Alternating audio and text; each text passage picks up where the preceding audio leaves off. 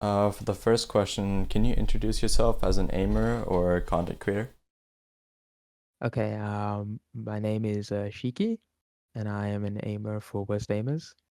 I mainly play tracking and dynamic clicking. What's your past history in FPS games or games in general?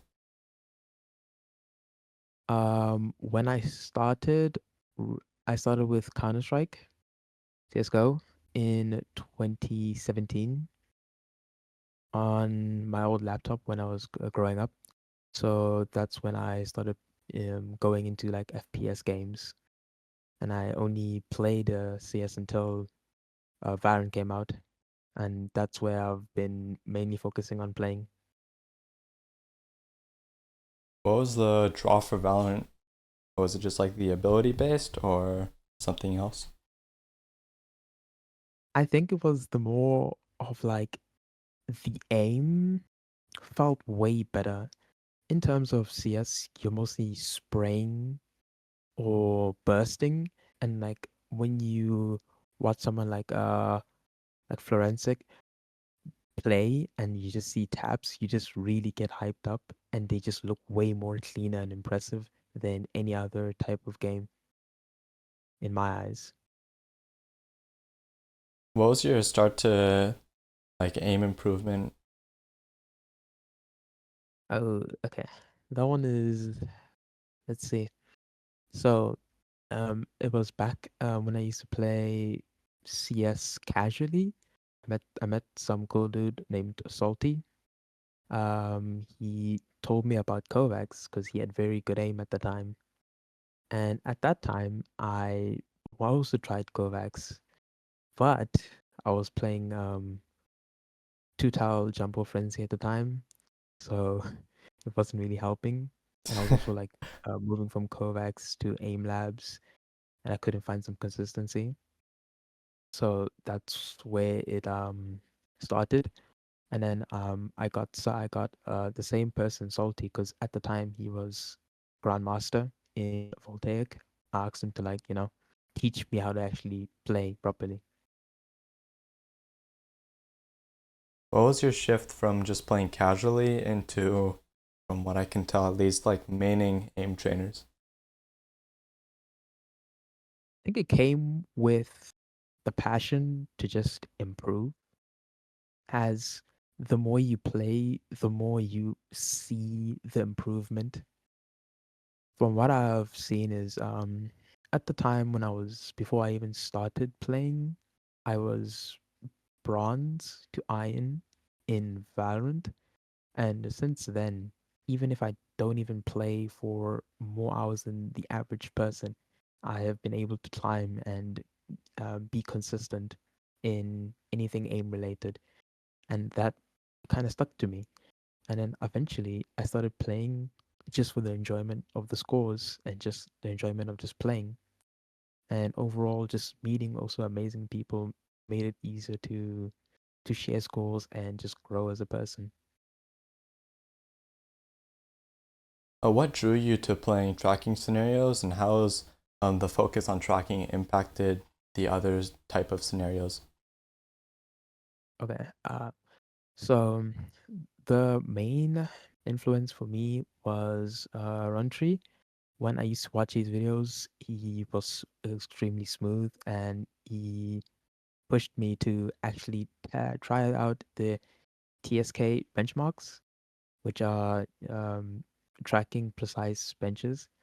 And honestly, it was just all about learning smoothness and how precise tracking can transfer to any type of subcategory. It doesn't matter if it's dynamic, switching, static. You need to be smooth. Fast and flicky aim is way too inconsistent in any type of aim related. And when we talk about smoothness, we don't just talk about, you know, you know, um, you have to track the button a certain way or you have to be, it's just the overall comfortability and feel in a sense from what I've felt.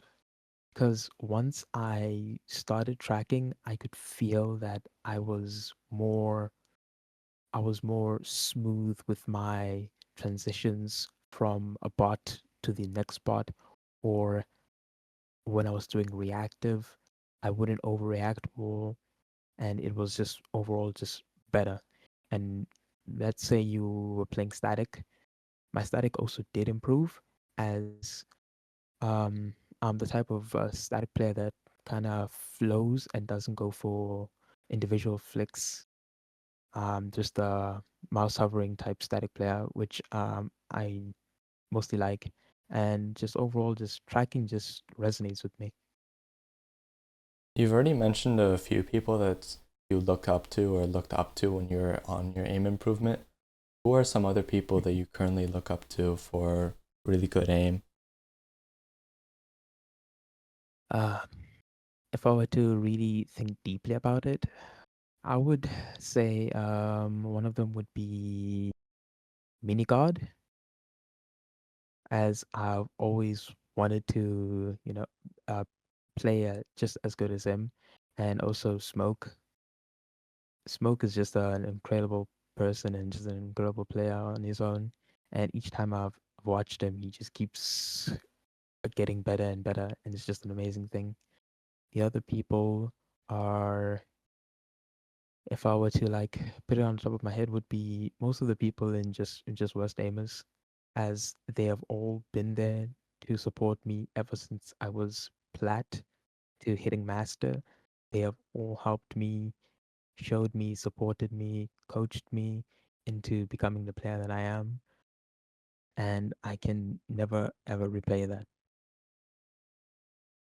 Has your motivation for aim trainers died down at times? And if so, how'd you regain your motivation? Even as of right now, I am struggling with motivation of aim trainers, but the main takeaway is that you need to stop thinking about the scores and start thinking about the technique. Start thinking about what what are you doing wrong instead of what are you doing right. It all comes down to making smaller goals. Too big of a goal is too big to jump. Simple as that. When you wanna improve, you make yourself a roadmap. Even if it's mental, even if it's on paper, you just build yourself up to different scenarios, and you build yourself up to certain goals until you get to the top goal that you need. And one of the other things is breaks. Breaks are very important. If you feel like you're burnt out, just just just drop the game and come back later. Nothing will change. Nothing will impact you that badly, but your mental is also an important factor. So just taking breaks will always fix that. The other takeaway from it is you have to switch it up sometimes. Sometimes you are going to have bad days. Sometimes you're going to have days where you can't aim, or you just can't be in control. And and in those days, you still have to stay positive, because at the end of the day, you're doing this for yourself. And you're not doing this for anybody else. It doesn't matter that somebody else has better scores or someone is improving faster than you. It's all about how fast are you improving compared to the person that you were yesterday.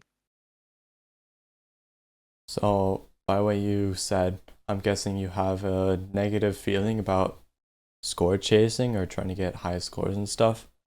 Has that ever Um, motivated you or demotivated you? um, in some instances, it does motivate you. In some instances, it demotivates me. But most of the time, it's more of a motivational, as the people that I score chase with are just genuinely good people that will help and like support you when you try to snipe their scores, or when you try to get a score as high as them, give you proper technique, teach you how the scenario works, and just overall just improving. And at the end of the day, the The demotivation comes from within yourself. The scores don't really matter. The scores are just there as a representation of progress. It doesn't truly it doesn't truly measure your growth, or it doesn't truly measure your potential. Anybody can aim. There is no exception. Doesn't matter if you are blind in one eye, you have tremors. At the end of the day, with enough hard work, you can do what you love. And if it is aiming, you can still do it. Yeah, And if score okay. chasing motivates you, that's fine. Like I've felt that looking at the other people that I have on the leaderboards, especially like in the friends list, it's given Mhm. me some like the best motivation I've ever had for like aim training or trying to get better at that scenario, trying to get better technique or whatever. Yeah, I understand that. When I started out, I didn't really have that many friends to compare with, so it was very hard to get myself motivated.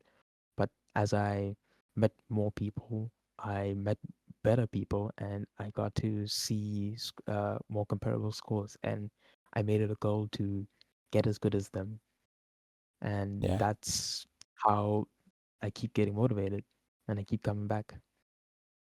It's like you slowly tick off one person after another as you pass their scores. It's really nice feeling. Hmm. I mean, if I do pass this score, I also do tell them to, pick up the score or snipe my Yeah. score in return, so we can keep going up and down together. Like I passed one of my friends' scores and I just sent him a screenshot asking him if he could just one try it because I saw that he didn't pass it in a while. So it's just Mhm. constant back and forth, constant like chasing each other and trying to give each other motivation. Yeah, that's also like something that I like, because most of the time in the AIM community, um, we are the type of people that when someone does a scenario and it looks fun, we just take it and then we play it ourselves, and then we see if we can get a better score, or sometimes we just play the scenario because it's just genuinely fun. And then maybe you see the other person's run and you're like, oh, he's so good, and I'm motivated to do better, and you want to get a better score. But it's also really about the mental or and self-confidence. Outside of aim trainers, what games do you focus on? Oh, that is a tough question. Hmm. Out of AIM trainers, I'm mostly the type of person that plays visual novels, and that's mainly what I do play. From time to time, I play Souls-like games, and that's all I've been playing for the past 3 years. Interesting. I was expecting more of a first person shooter kind of answer, but like I've talked to other people that they got into aim training because of like FPS games that they played in the past, and now they just play aim trainers as their FPS game, and they look into like other genres of games.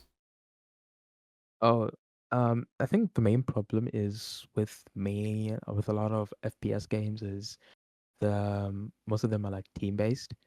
So even if you wanna show off your aim, you still can, but there's some hindering factors like movement, weapon accuracy, just overall just bad teammates. There's a lot of things that can impact your performance and just sometimes just tank your mental.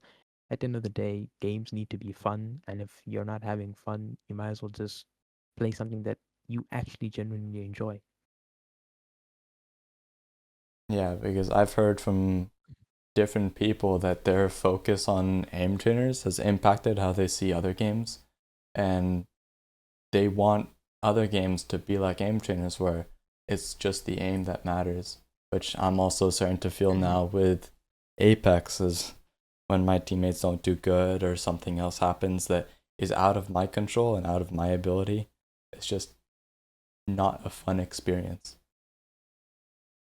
Yeah, I understand that, but it also comes with the territory of if you don't really play the game and you only play the aim trainers, you're not gonna get the benefits of both. So you need to keep consistency on both of them, but you also need to keep in mind that the games are completely different and things are not gonna be in your control. As aim trainers are just an isolated space where you can be in control, and the game is unpredictable and anything can happen.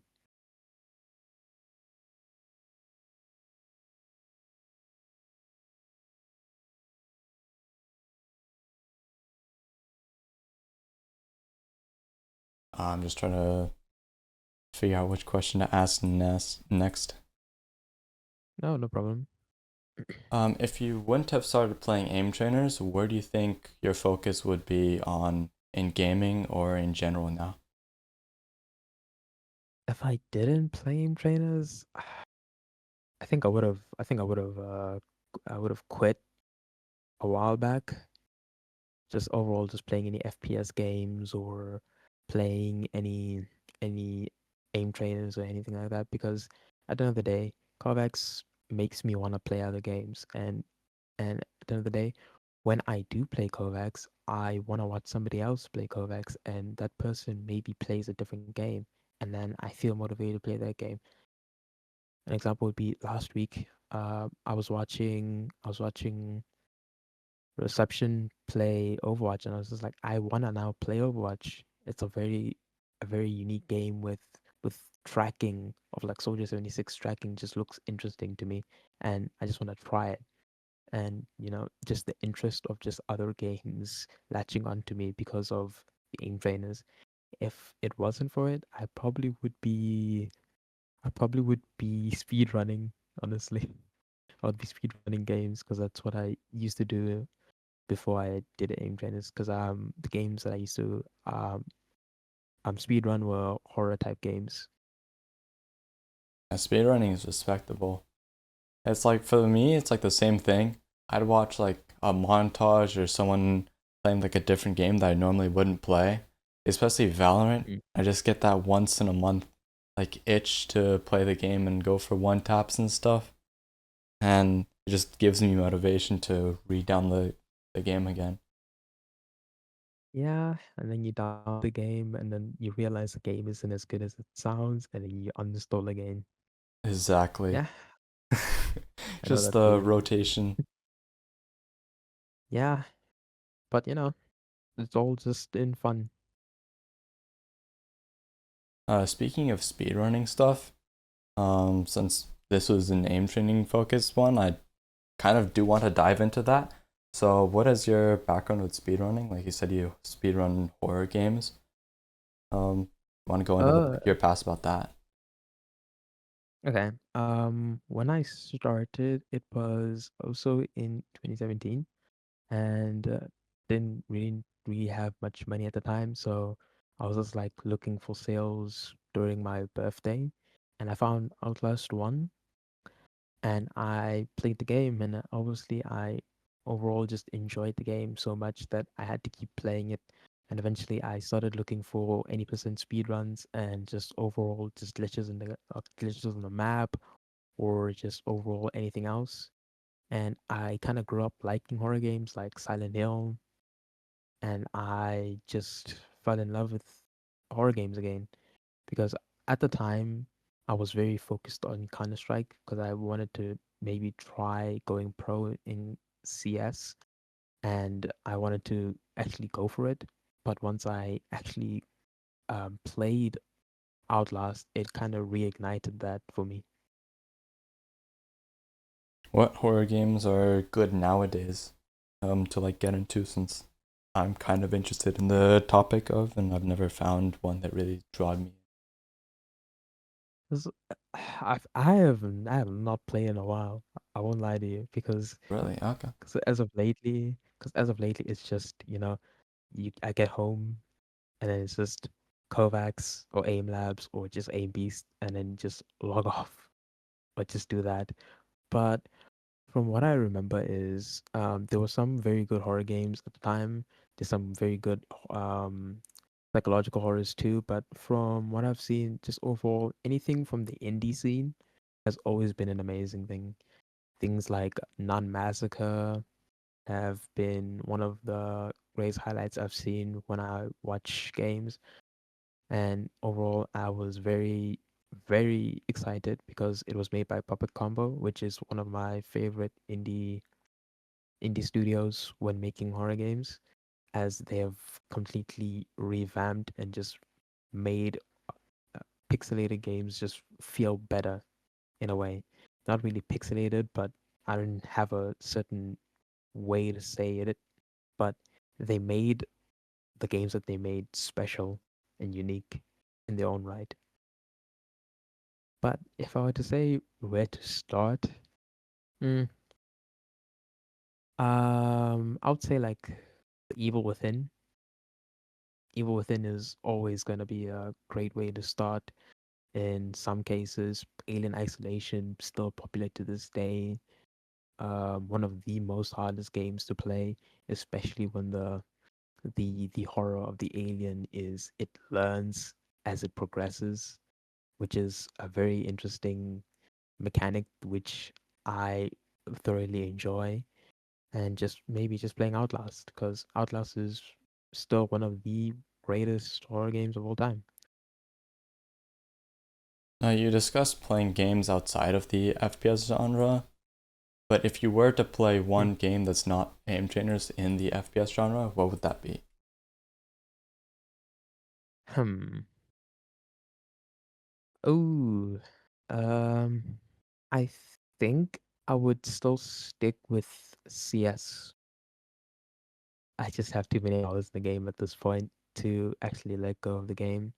And Valorant and CS being the only servers in our country um which actually we can play with 90 to 45 ping is amazing.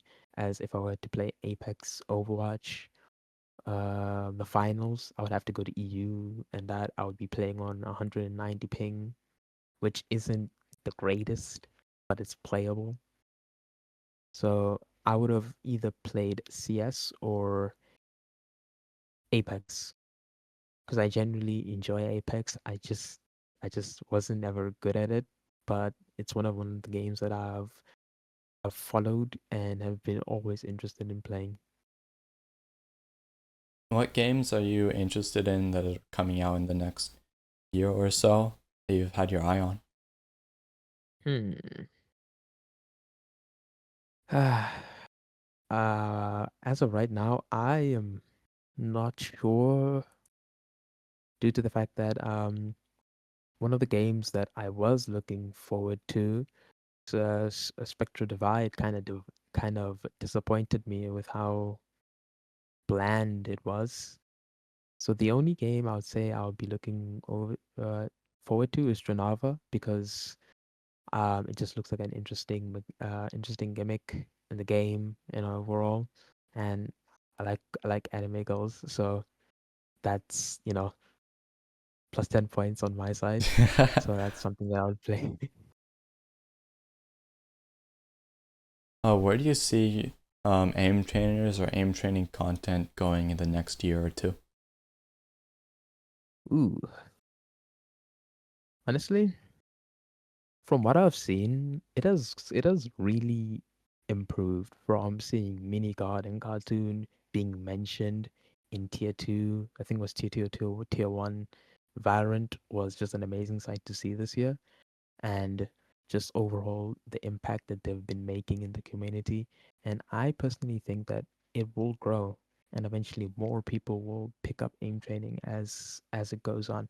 Yes, there's going to still be people that say just play the game or aim trainers don't work, and that will always be there. But I do think that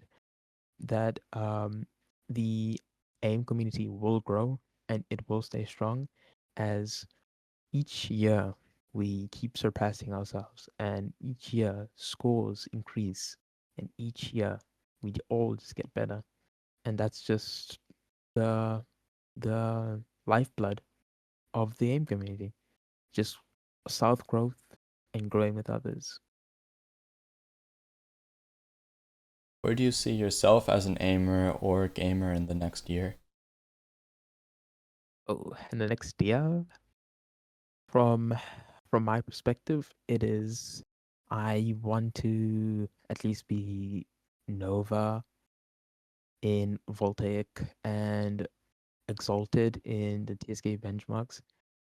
Just just one of the goals that I've set out and one of the goals that I will achieve at the end of next year. And one of the other goals would be just overall improvement. I just want to be better. I just want to be a better person than I was today. And I want to look back and be proud of the improvement that I've undergone. If you were to give one tip to the general community of aim trainers, what would it be? I don't think one tip is enough, but if we have to sum it up, it is to keep going, no matter how hard the score looks, no matter how unattainable it looks, no matter how overzealous people might say it is, you matter and you can do it. It doesn't matter what you have, it doesn't matter what you don't have. You can be on 60 hertz, 144 hertz. It doesn't matter. It's all about how much hard work you want to put into it and how much you want to improve. And that will never change. Improvement will come with wanting to improve, and hard work comes with it. That is a really nice way of stating that. Thank you. Thank you. What were you gonna say? I was just saying thank you. Uh, Thank you so much for coming on here and staying up really late to record this. It's much appreciated. It's no problem. It's no problem. I just like helping people, so it wasn't a real big problem. Like even if you told me I need you at 2 a.m., I would have woken up just to come help. If you want to plug your socials, I'll also link them down below. Okay, okay, okay. I wish I could. I don't use socials anymore. Oh, As of now, I don't think so, but maybe just maybe at Shiki Ames, just the Twitter for now. all right. Thank you so much.